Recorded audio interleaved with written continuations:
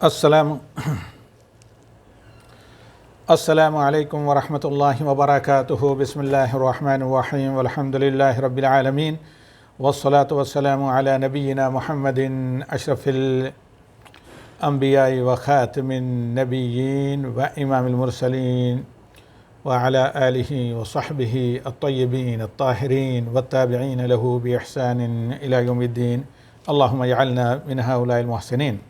حضرات خواتین، آج کا ہمارا عنوان درس ہے کہ قول بلا فعل یا علم بلا عمل وبال جان۔ لیکن یاد رکھیں، اس کا ہرگز مطلب یہ نہیں ہے کہ آپ علم حاصل کرنا چھوڑ دیں اس ڈر سے کہ آپ عمل نہیں کر سکیں گے، یا کچھ کہنا امر بالمعروف نہی عن المنکر چھوڑ دیں اس ڈر سے کہ آپ عمل نہیں کرتے، بلکہ اس کا مطلب یہ ہے کہ علم حاصل کیجئے، حتی المقدور اپنے بساط پر عمل کرنے کی کوشش کیجئے، اور اپنے مقدرات اور توانائی اور استطاعت کے مطابق امر بالمعروف بھی کیجئے، نہی عن المنکر بھی کیجئے اور عمل بھی کیجئے، کیونکہ قرآن کی سب سے اولین تفسیر کیا ہے؟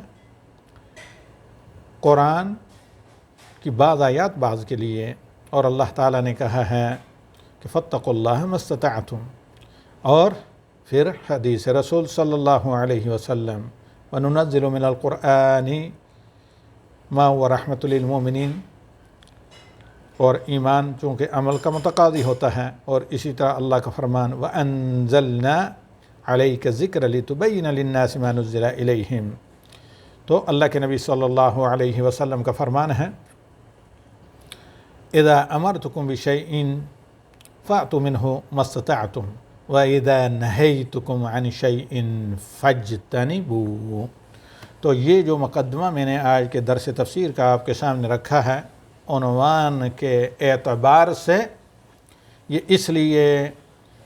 کہ اس ڈر سے کہیں علم حاصل کرنا نہ آپ چھوڑیں جو کہ علم آپ پر فرض ہے، جیسے کہ اللہ کا فرمان فَاعْلَمْ أَنَّهُ لَا إِلَهَ إِلَّا اللَّهِ، سورہ محمد آیت نمبر 19۔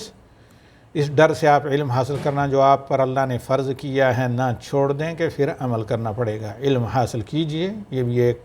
عمل ہے، اور پھر علم و بصیرت کے ساتھ عمل کیجئے، خواہ وہ اللہ کی توحید و عبادت ہو یا نبی صلی اللہ علیہ وسلم کی اتباع ہو۔ اور اسی طرح اس ڈر سے امر بالمعروف اور نہی عن امر کرنا ترک نہ کریں کہ آپ اس پر عمل نہیں کرتے، بلکہ آج سے اللہ کی مدد مانگ کر مستعین باللہ و بتوفیقہ عمل کا علم کی روشنی میں آغاز کیجئے، پہلے اپنے عمل کے ذریعے، پھر اپنے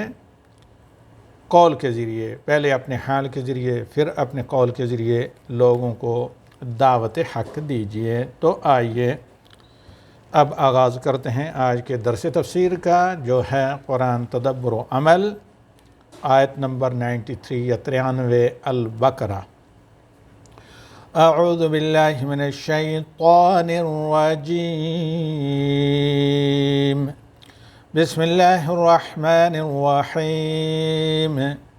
وَإِذَا أَخَذْنَا مِيثَاقَكُمْ وَرَفَعْنَا فَوْقَكُمُ الطُّورَ خُذُوا مَا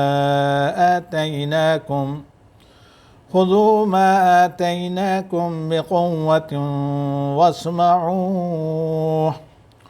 قَالُوا سَمِعْنَا وَعَصَيْنَا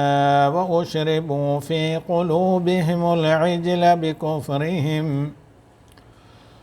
قُلْ بِئْسَ مَا يَأْمُرُكُمْ بِهِ إِيمَانُكُمْ إِن كُنتُم مُؤْمِنِينَ۔ حضرات خواتین اور معزز سامعین، یہ ایک سلسلہ چل رہا ہے میثاق الہی اور بنو اسرائیل کی لاپرواہی، جس کی وجہ سے انہیں کیا قرار دیا گیا؟ مغضوب علیہم، اللہ کے غیظ و غضب کا شکار۔ تو یہاں اسی میثاق کو اللہ تعالیٰ یاد دلاتے ہوئے ان کے ایمان کے دعوے کو باطل اور جھوٹا اللہ تعالیٰ قرار دے رہا ہے اس دلیل سے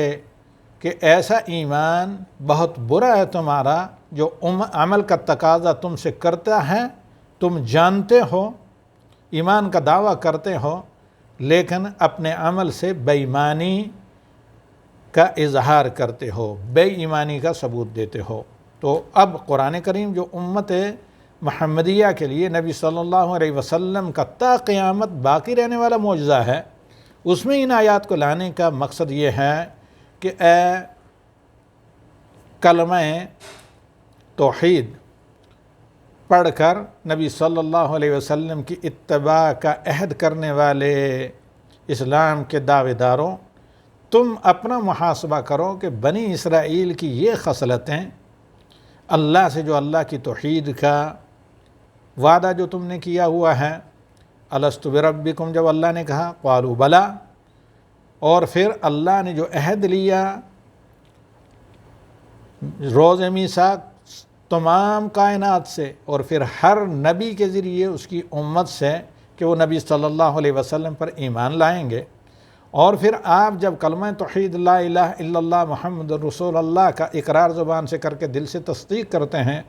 تو تصدیق جب تک نامکمل ہوتی ہے، بلکہ صرف زبان سے اقرار منافقین کا اقرار ہوتا ہے، جب تک اس عہد کو عملی جامہ نہ پہنایا جائے۔ تو اب اللہ تعالیٰ کہہ رہا ہے وَإِذَا أَخَذْنَا مِيثَاقَكُمْ، اور اے بنی اسرائیل، عموماً خصوصاً یہود مدینہ، تم اچھے طریقے سے یاد کرو اس وقت کو جب ہم نے تم سے عہد لیا تھا، تمہیں کہا کہ تورات پر ایمان لاؤ، اور تم نے وہاں پر ہٹ درمی اور ضد کی اور کفر کیا۔ پھر اللہ تعالیٰ نے اس طرح ان کے اوپر کوہ طور، جبل عظیم، بڑے پہاڑ کو اٹھا کر رکھا،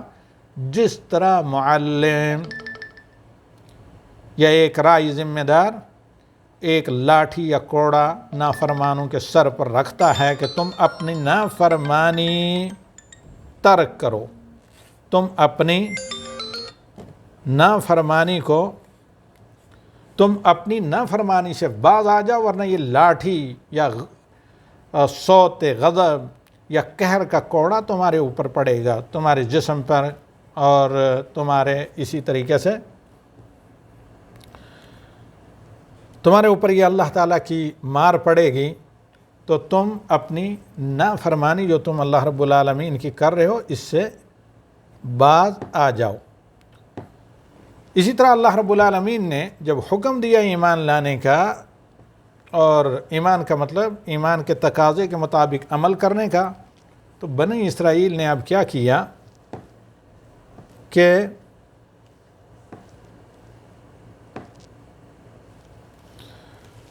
بنی اسرائیل نے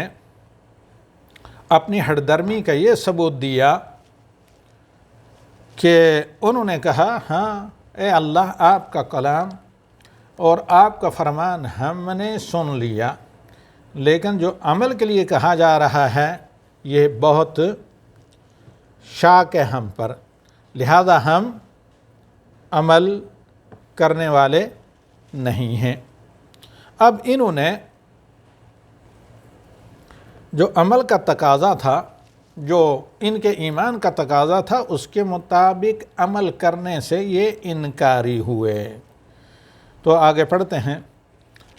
اعوذ باللہ من الشیطان الرجیم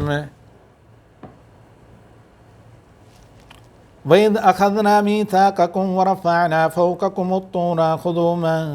آتَيْنَاكُمْ بِقُوَّةٍ وَاسْمَعُوا قالوا سمعنا وعصينا وأشربوا في قلوبهم العجل بكفرهم قل بئس ما يأمركم به إيمانكم إن كنتم مؤمنين۔ اور یاد رکھیں جب ہم نے تم سے عہد لیا تھا کہ تم اللہ کے کلام تورات کو کیا کرو گے، پڑھو گے، سنو گے، اس کے مطابق عمل کرو گے، اور اسی طرح تورات میں عہد لیا گیا جب نبی آخر الزمان محمد صلی اللہ علیہ وسلم تشریف لائیں گے تو تم ان کے اوپر ایمان لاؤ گے، اور پھر جب تم نے تورات پر عمل کرنے سے انکار کیا، جب اللہ نے سجدے کا حکم دیا تو اللہ تعالیٰ کہتا ہے کہ تمہاری تخفیف و تعذیب کے لیے، مرمت کے لیے ورفعنا فوقکم الطور، ہم نے طور پہاڑ کو تمہارے اوپر اٹھایا جبریل کو حکم دے کر۔ اب طوری کو کیوں؟ آپ جانتے ہیں کہ پہلی وحی موسیٰ علیہ السلام پر جو بنی اسرائیل کے اولو العزم کیا ہیں؟ رسول ہیں۔ پہلی وحی موسیٰ علیہ السلام کے اوپر جبل طور ہی کی بلندی پر نازل ہوئی تھی، جس نے بنو اسرائیل کو جہالت کے اندھیرے سے نکال کر نور ہدایت اور نور علم پر فائز کیا۔ تو اللہ تعالیٰ نے اسے پہاڑ کو اٹھا کر کہا کہ تمہیں مقبور کر دیا جائے گا، زمین میں دفن کر دیا جائے گا اگر تم تورات کے احکام کے مطابق عمل نہیں کرو گے۔ اب اللہ تعالیٰ نے کہا خذوا ما آتیناکم بقوہ، جو ہم نے تمہیں دیا ہے دین، شریعت، تورات کے اندر جو ہم نے تمہیں دی ہے اسے تم قوت سے پڑھو۔ قوت سے پکڑنے کا مطلب کہ جو اس میں اللہ تعالیٰ نے تم پر فرائض عائد کیے ہیں ان کو تم صحیح طریقے سے موسیٰ علیہ السلام کی شریعت و تعلیمات کے مطابق عمل آؤ۔ واسمعوا، اور سنو جو اللہ کے نبی اللہ کا کلام تمہارے سامنے پڑھتے ہیں۔ تو اب ان بے ایمانوں نے کیا کہا؟ قالوا سمعنا وعصینا، کہا سن لیا ہے، یعنی علم ہے ہمیں اس کا، ہم نے سن لیا ہے، وعصینا، لیکن نافرمانی کی، ہم نے مانا نہیں۔ اب چونکہ یہودیوں کے پاس علم تھا اور علم کے مطابق عمل نہیں کیا، نہیں ایمان لائے نبی صلی اللہ علیہ وسلم پر، تو تا قیامت ان کو مغضوب علیہم قرار دیا۔ نماز کی ہر رکعت میں ایک مسلمان پڑھتا ہے، مرد و زن، کہ غیر المغضوب علیہم، اے اللہ ان لوگوں کے طور طریقے، منہج اور اللہ کی شریعت کے ساتھ کھلواڑ سے ہمیں بچا جس پر تیرا غضب ہوا اور تیرے غضب کا شکار ہو چکے ہیں۔ مغضوب علیہم یہی یہود، کیونکہ انہیں علم تھا کہ اللہ نے تورات میں کیا نازل کیا، یا تحریف کی یا پھر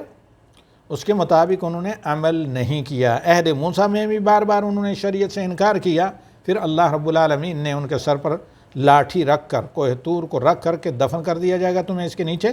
ایمان لاؤ۔ انہیں ایمان کی طرف مائل کیا، اور عہد محمدی صلی اللہ علیہ وسلم میں بھی ان کو علم تھا کہ سچے نبی ہیں، تو یہ ایمان نہیں لائے۔ پھر جو بنو قریظہ کا حال ہوا تو نبی صلی اللہ علیہ وسلم کے ذریعے شمشیر بے نیام ان پر مسلط کر کے پھر ان کو رائے راست پر لایا گیا۔ وَأُشْرِبُوا فِي قُلُوبِهِمُ الْعِجْلَ بِكُفْرِهِمْ، ان کے بار بار اللہ کی نعمتوں کی ناشکری کرنے کی وجہ سے، اللہ کے انبیاء کے ساتھ کفر کرنے کی وجہ سے، پھر نبی صلی اللہ علیہ وسلم پر کفر کرنے کی وجہ سے، تو اللہ تعالیٰ کہتا ہے کہ ان کے دلوں میں کس کی؟ ہوا پرستی کی، جیسے بچھڑے کی یا اسی طریقے سے خواہشات پرستی کی محبت داخل کر دی گئی، پلا دی گئی۔ جیسے ایک روایت مسند امام احمد کی جس میں اللہ کے نبی صلی اللہ علیہ وسلم فرماتے ہیں، اس کے راوی ہیں حضرت ابو درداء، حبک الشیء یعمی ویسم،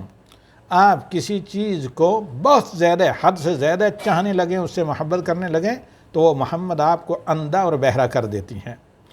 اسی لیے یہ حقیقت ہے، ایک بہت سے لوگوں کو اس کا تجربہ بھی ہوگا۔